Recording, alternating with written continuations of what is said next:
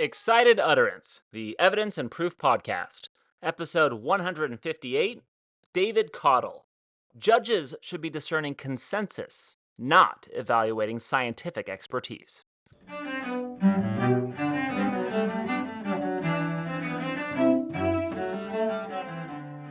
Welcome to Excited Utterance. I'm your host, Alex Nunn, from the Texas A&M University School of Law. Excited Utterance is your podcast for cutting-edge scholarship and developments in the world of evidence and proof. We bring virtual workshops to you throughout the academic year. Joining me on the podcast today is David Caudill, a professor of law and the Arthur M. Goldberg Family Chair at Villanova Law. Today, David and I are going to jump into something of a wide-ranging scholarly conversation that's sweeping the evidence literature. Now, the genesis of this scholarly conversation is actually a law review article written by my Excited Utterance co-host, Ed Cheng, who you all know very well, I'm sure, in the Vanderbilt Law Review back in 2022. In that article, Ed took the Daubert ruling, of course dealing with expert evidence in the courtroom. He took it to task for failing to properly conceptualize how juries and judges are best able to determine scientific validity in the courtroom. Of course, juries and even most judges, they're lay people, right? They don't have a technical background, and therefore they're not going to be able to determine with a great amount of accuracy what science is reliable, what science is valid, and what science is junk. Nonetheless, the Daubert ruling famously makes judges gatekeepers of scientific validity in the courtroom and often leaves it to juries to resolve duels between battling experts. Of course, both of those institutional actors are kind of ill-equipped to handle those epistemological tasks, and therefore Ed proposes an intervention. In his article, he specifically proposes what he calls the consensus rule. And the consensus rule calls upon juries and judges not to make substantive determinations about the validity of science, but instead to take a more deferential approach, by instead charging juries and judges solely with the responsibility of determining if the scientific community has reached a consensus about a particular scientific method or claim. So consider an example to help build out this distinction. Under Daubert, currently, judges and indeed some juries, if they're trying to resolve a battle of the experts, they're substantively asked to determine, say, does drug A cause disease X? Of course, judges and juries, they don't know what to do with that scientific question, so they're instead left to simply try to sift through the dueling, contradictory claims of battling experts, which, as we can all recognize, is not an ideal process. Under Ed's consensus rule, however, the epistemological task of juries and judges changes. Rather than having these institutional actors ask, hey, does drug A cause disease X? Instead, under the consensus rule, what they're now asking is, has the scientific community reached a consensus that drug A causes disease X? And that task is much more simple because instead of sifting through error rates and peer review and kind of complex empirical methodologies, what the jury or the judge is simply trying to discern is whether the scientific community has reached a consensus about a particular scientific methodology or claim. Now, you might be wondering, hey, Alex, I thought this podcast was with Dave Caudill, not Ed Cheng. Well, you would be right. So how do we get from Ed's paper to David's recent piece? Well, as you'll hear David talk about today, David read Ed's piece soon after it was published back in 2022, and he loved it. He thought it was an important and fantastic intervention with respect to expert evidence and the Daubert doctrine. In fact, David loved it so much that he organized an entire symposium at Villanova Law School on the consensus rule and Ed's proposal. And in the years since that symposium, David has continued to engage with the consensus rule, thinking deeply about the strengths and weaknesses of Ed's proposal. And the most recent iteration of David's work on the consensus rule comes with the article that we're going to discuss today, entitled Judges Should Be Discerning Consensus, Not Evaluating Scientific Expertise. This article is now forthcoming in the Cincinnati Law Review, and David has co-authored it with Harry Collins and Robert Evans. And in this piece, David and his co authors again embrace the consensus rule, but they're going to propose one important modification, a modification that they believe will improve Ed's initial proposal. Needless to say, though, this podcast will be a comprehensive look at the consensus rule and all of David's work on the same. It's a really fascinating, engaging topic. I think that this is the leading edge of the literature, particularly when it comes to expert evidence. So I hope you enjoy my conversation with David today. David, welcome to Excited Utterance. Thanks. Good to be here. So today we're talking about the Daubert doctrine, which is something of an infamous topic in evidence law. I think it's fair to say. And specifically today, we're talking about this really cool scholarly conversation, if you will, that's recently emerged surrounding Daubert. So that's going to be a very exciting conversation, I'm sure. But before we jump into it, however enticing it might be, I want to begin just with the basics, just in case some of our listeners don't necessarily focus on expert evidence. So remind us, David, what exactly is the Daubert doctrine? So Daubert was a big deal when it came out 31 years ago, a big deal that was sort of a revolution in admissibility of expertise in the courtroom. I think, if you go back, there was concerns of junk science and trying to find a way to ensure reliable testimony, and a lot of, at least, talk about how plaintiffs' attorneys were getting away with junk science and they were talking juries into doing things. And it's interesting to me that it came up in a case of Benedictine, a morning sickness drug that allegedly was causing birth defects.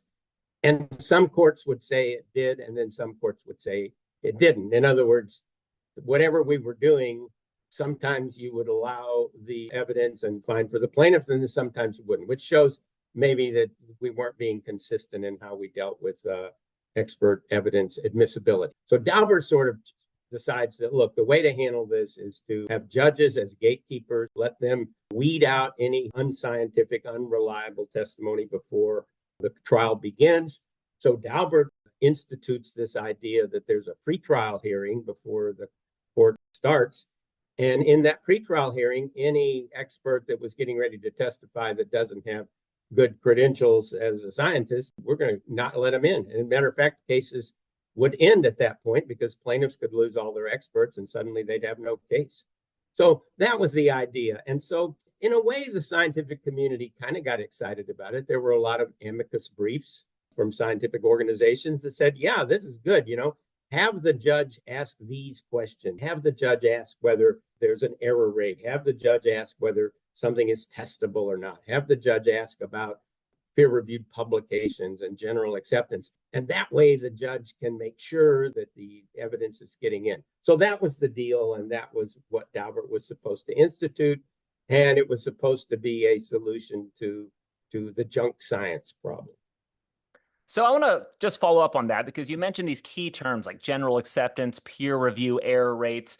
What exactly does the law currently under Daubert require a judge to do to ensure that, hey, this science, this expert testimony, it is reliable, it's scientifically valid?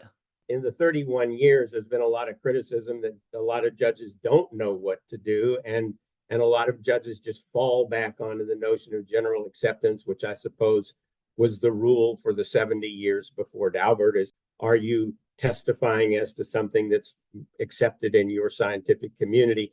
So some judges probably fall back on that. People talk about that. Some judges, in a rather orthodox manner, always walk through the four factors that were suggested in Daubert. So Justice Blackmun said, I'm not saying I want to keep this flexible, but here's four ideas of something you might ask about. You might ask about testability. You might ask about error rate. You might ask about peer-reviewed publications, general acceptance. Well, for a lot of judges, that became the test. That became what you do. That became the question that you ask in every case. And then, Rule 702, when it tried to, I would say, adopt Daubert, said, well, those four aren't the only four, and there's a few others we should think about. Is the scientist testifying the way he or she would in their own community? Are they following their own standards? And things like evidence is prepared for trial. That's probably not as reliable as evidence that existed before the trial. So you get all these factors that are supposed to come in. So I would say, Alex, in an ideal world, the judge is very flexible and looks at these 6 or 8 factors and asks questions. And that doesn't mean that there can't be a scientific controversy. There can be good scientists on both sides, one arguing that the drug caused the damage, the other arguing that the drug didn't cause the damage. But both sides have to be like real scientists. That was the goal in Daubert, and that's what the judge was supposed to do. Perfect. And here are where things really get fun, because in a recent kind of prominent Vanderbilt Law Review article, Ed Cheng, who our listeners will of course recognize as my co-host on Excited Utterance, he recently critiqued the Daubert doctrine. So, David, if you would, just give us a recap of Ed's criticism or his critique of Daubert. Ed's critique is not the first one. It's number 100 of critiques of Daubert. So very soon after Daubert was, you recall, you may not recall, you may be too young. There were 5,000 law review articles after Daubert about Daubert. So criticism arose very quickly. And then after 5 or 10 years in practice, criticism doubled because we started saying that Daubert wasn't working. So there have been problems all along with the flaw that Ed Cheng highlighted recently. What he highlighted was the fact that juries and judges are not capable of evaluating scientific testimony. They don't have the background, they don't have the training, they don't have the ability, they don't have the epistemic, what did he say, epistemic qualification to do that. But again, he was number 100 to say that, because there have been a lot of good articles written by scholars in our field saying this does not work. And there's been a lot of proposals and things like, we need science courts, we need science juries, we need neutral experts. I even had a book on Daubert and I criticized it. I thought Daubert was not working. I thought Daubert was at the same time being too easy on some people, some scientists, and letting them in. And then at the same time being too harsh on others, like they wouldn't accept social science testimony because it wasn't real science or something. Anyway, a lot of criticism. Now, Ed comes up and he repeats that criticism, but he's got a solution. He's got a proposal. I was enamored of his proposal. I thought, yeah, this makes sense to me. What Ed said was, Daubert's not working. How about we rely on consensus? How about instead of, and he even says this famous point in his article, instead of saying, does drug X cause disease Y, why don't we say, what is the scientific community's view of whether drug X causes disease Y? And shifting it to consensus and saying that, look, we should never have judges and juries deciding which expert is right. They're not peer reviewers. They're not able to do that. But they are able to say, well, if 95% of the scientists are going this direction, that's probably the way we ought to go. So that was Ed's proposal. And I thought it was a really good one. And he did take up the criticism that, well, sometimes consensus is wrong.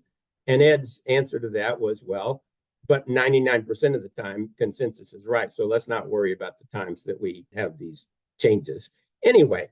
Perfect. And I want to stop there because I really want to dive in here. I think this is so important. And I really like this aspect of your paper, engaging with Ed's piece, because you highlight both areas where you like Ed's paper, but also areas where you offer maybe some constructive criticism, some constructive feedback to help improve Ed's proposal. So let's camp out here for a second. So first, you mentioned you were initially enamored with Ed's proposal. Tell us a little bit more about why. What do you like about Ed's proposal compared to all these other solutions that have been offered over the years? I think the turn to consensus, or the proposal for consensus, which again is the really original part of Ed's work, is the way science works. Scientists do not take their views in front of totally unqualified citizens and say which one of us is right. That's not the way it works. Science progresses by consensus. And so what the consensus rule does is it reflects the way science really works. What you always want to know when you as an ordinary citizen, when you go to the doctor, you want to know, well, what's the view of it? What's the medicine that everybody says you should take? What's the majority view? I don't want to go with some fringe idea about vaccinations. I want to go with what most scientists are saying. And there'll always be a few outliers, but to turn to the scientific community and say, We're not qualified to decide what the correct view is. You people do it the way you do it. And again, Ed makes this point. Of course, science isn't changes, and of course, there are improvements, and of course, we know more today than we did a year ago. So that's okay. But generally, at any point, if you have a problem, you want to follow consensus. You don't want a fringe view. And so it's the way that science actually works. So, balancing out, though, in your paper, that recognition of the great contribution that Ed makes, you also offer various proposals or modifications of Ed's idea to help improve it or to address areas that you're skeptical about when it comes to Ed's proposal. And first here, you express skepticism, I think, in the paper that jurors are well equipped to discern scientific consensus. So, build out that first critique or skepticism for us. Yeah, and that's the main critique that I had. I really did think that Ed's proposal was compelling until he said this. Anybody can decide what consensus is. Consensus is something that ordinary people have. And here's what he said: you need no expertise to determine consensus. Well, that's a problem. The problem is what if you had two scientists arguing about consensus? How would the juror or a judge know which one is giving the correct views? In other words, what I'm saying is, just as juries cannot handle technical specialist evidence, they cannot handle consensus evidence because it is technical and specialist also. If you had a trial in Ed's, let's say, framework, and Ed said, well, look, just tell us what the consensus is. And let's just take shaken baby syndrome in the news today. You would have people get up there and say, absolute consensus, no problem. Shaken baby syndrome exists. We know how to diagnose it, and we can tell when it has happened. Another expert gets up, like Mike Rissinger, and says, false consensus. He will say wrong consensus. He will say, you see, all of a sudden now there's a fight. Now you see when Ed says consensus is easy to figure out. Well, it's not. And right there, no ordinary citizen is going to be able to figure out consensus in that fight I just named. And by the way, every time in Ed's framework, there would be a hearing on consensus, there would be opposing experts. And you're right back to what I say about Ed is you're right back to a problem of jurors not being epistemically qualified. So the jury, ill-equipped to determine consensus. You note, though, that judges are perhaps better able to tackle this issue. So why is that? Why do these concerns that you raise with respect to the jury not translate necessarily one for one when we think about the judge discerning scientific validity or like a consensus of scientific validity? You're right. And this has been the major criticism of our idea from my colleagues is you just said that judges and juries are not qualified to make scientific determination. Neither the judge nor the jury has specialist technical expertise. What they have is what we call in our paper ubiquitous expertise, everyday expertise, the kind of expertise that you and I, Alex, use when we're deciding which plumber to use and which doctor to use. I mean, which lawyer to call. We all have that ability to make judgments. So what we said was, right after saying the judge could not really handle it, we said, but unlike jurors, judges have a lot of experience with experts. And if they don't, when they take the bench, they will very soon, because so many trials involve experts. They will have more experts so that when two experts present themselves before the judge and start telling the judge what consensus is, the judge has a better feel for which of you is really representing the community and which of you is not. And so we explain it in greater detail, but we say that the judge has not just ubiquitous expertise like you and I have, but has enhanced ubiquitous expertise from experience as a judge. The judge has heard a lot of experts, has seen them. She's seen quacks, she's seen great ones, and starts to be able to identify fringe views from consensus views. Is that perfect? No, but we always said, let's not let the perfect get in the way of the good. That would be a better way of doing it than what Ed proposed. So let's put these pieces together then, right? A preference from your perspective for the judge rather than the jury discerning scientific consensus. How, therefore, would you modify Ed's proposal? So, taking this up a level of generality, how would you operationalize the consensus rule? So we said, first of all, I think there would need to be a pretrial hearing on the consensus issue. Ed would say, put the consensus argument in front of the jury. I'd say no. The consensus argument should be a pretrial argument. It should have experts not talking about the science, but talking about the consensus in their field.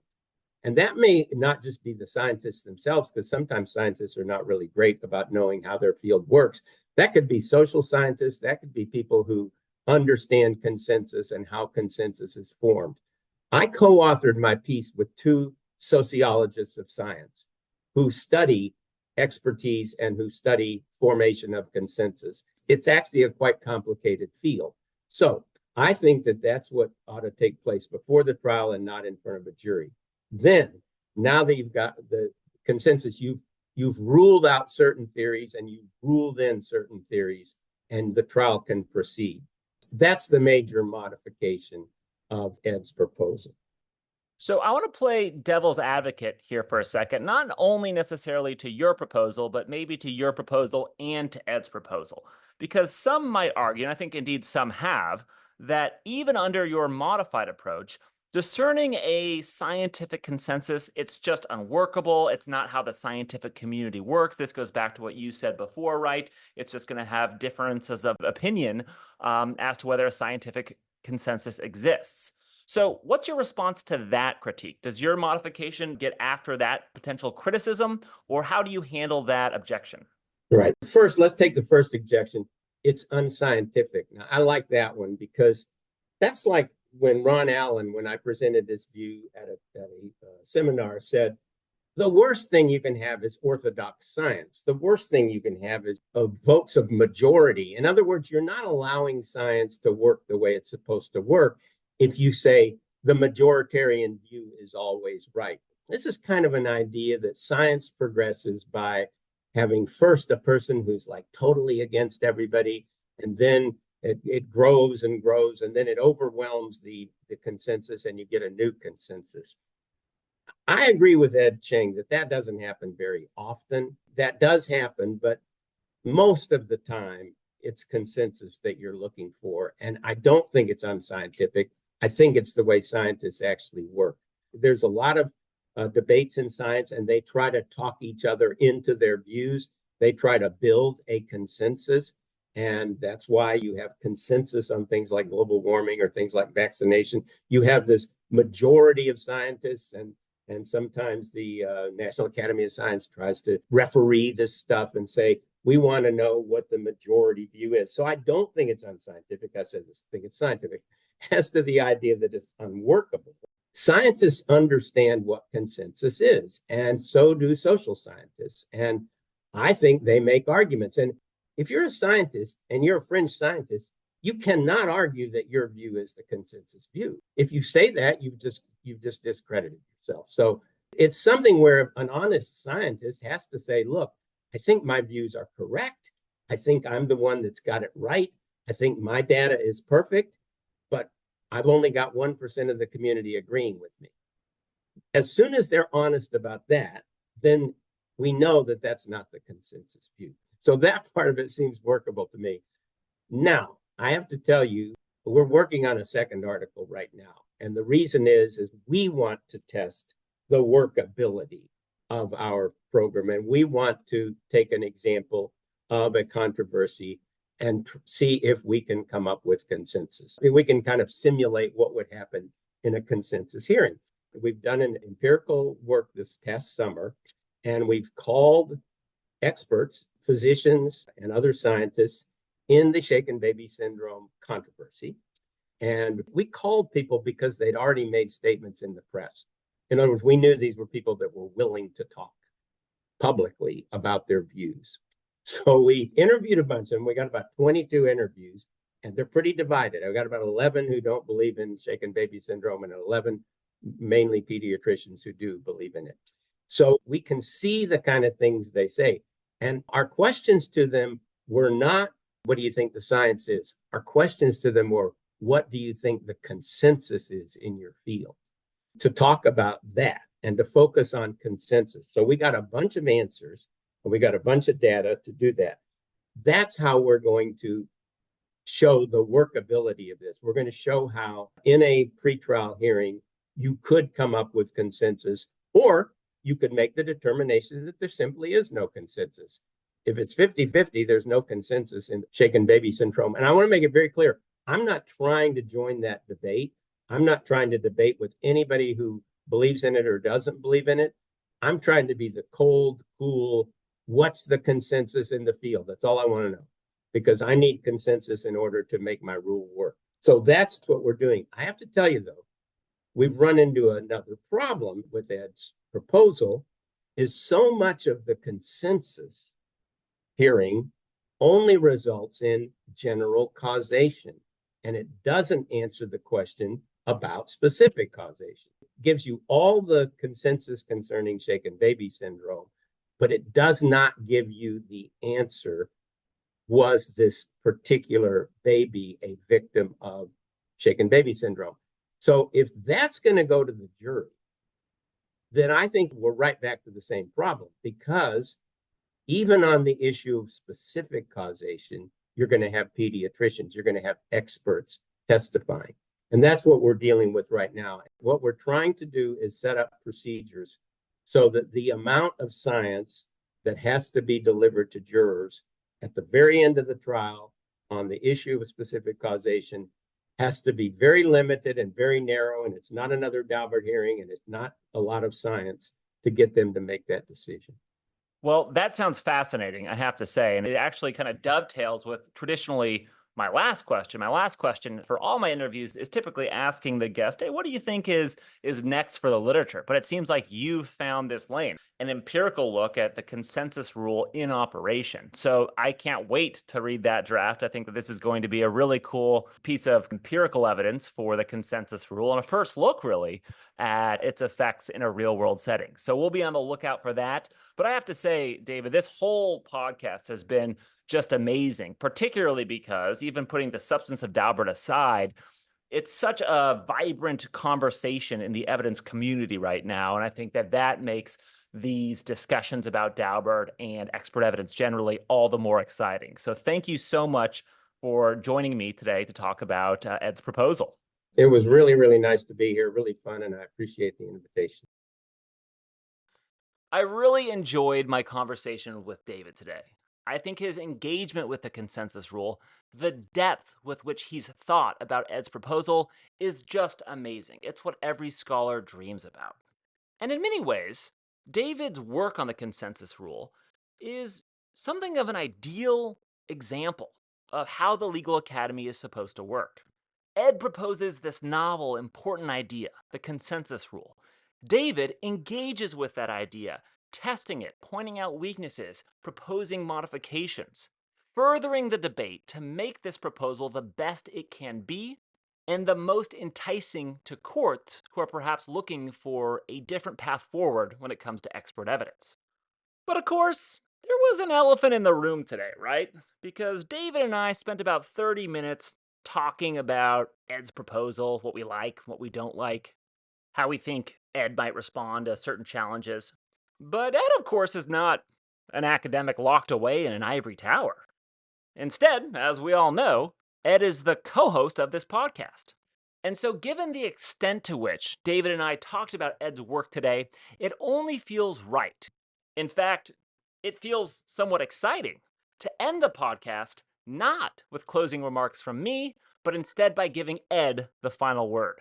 So I contacted Ed, and he graciously agreed to provide some remarks on my conversation with David today. And so, without further ado, Ed, the floor is yours. Hi, everyone. Many thanks to Alex and Dave for doing this podcast episode, and a special thanks to Dave for his tireless support and engagement with the consensus rule over the last several years. Let me first say that I agree with Dave's general thesis that judges are potentially better institutional actors for determining consensus. They are, after all, repeat players in this business, and so they're well placed to develop their own expertise in discerning consensus.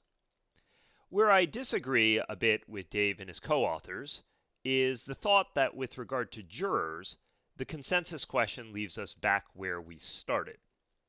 Now, perhaps it's a little too strong to say that determining consensus requires no expertise, but the core argument in the proposal is that determining consensus is, at least relatively speaking, an easier question. For us to ask a layperson to resolve a substantive scientific question is impractical and arguably makes no sense. But to ask a layperson to determine what an expert community thinks, at least I think, is a far more reasonable request. It may still be difficult, and it may benefit from expertise from social scientists who do polls, but the general question here is at least something that a layperson can plausibly do. And it's closer to other tasks that we assign laypersons in the legal system, such as determining whether a witness is telling the truth. Two other related points that I wanted to emphasize. First, a key benefit of the consensus approach is that it focuses on expert communities and not individual experts. This can be super important in the litigation context, where individual experts are selected and paid for by the parties. Expert communities are simply a more robust and stable source of information than individual experts. Second, and I'm not sure what Dave might think of this proposal, but perhaps the word consensus is ultimately too strong a term, or at least it might be prone to misinterpretation.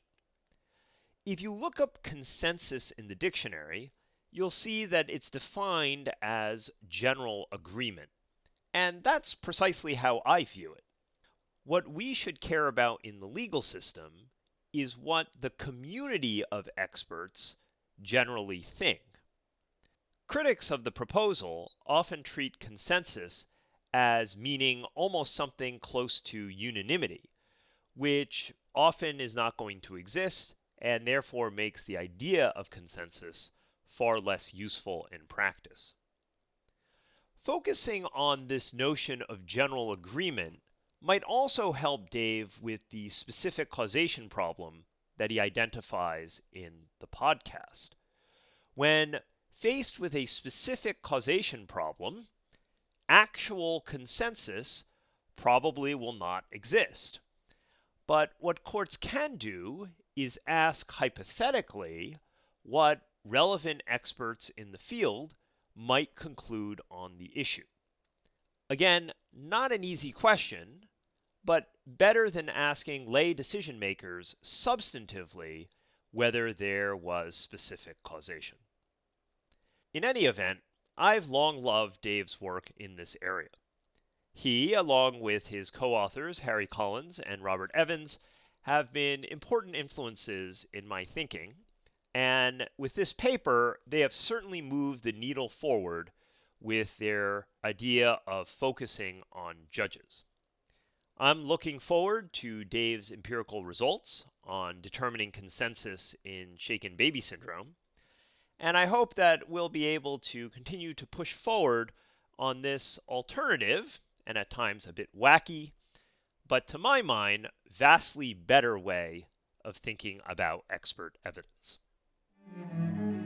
Support for Excited Utterance is generously provided by Vanderbilt Law School's Branstetter Litigation and Dispute Resolution Program, as well as the Texas A&M University School of Law. The producer is Ed Cheng, and the production editor is Anirudh Barella. Additional assistance was provided by Lexi Whitaker. Background music is provided by Kirsten Castle-Greer, Felix Wong, and Alex Crew. I'm your host, Alex Nunn, and I hope you'll join me next time as we explore another piece in the world of evidence and proof.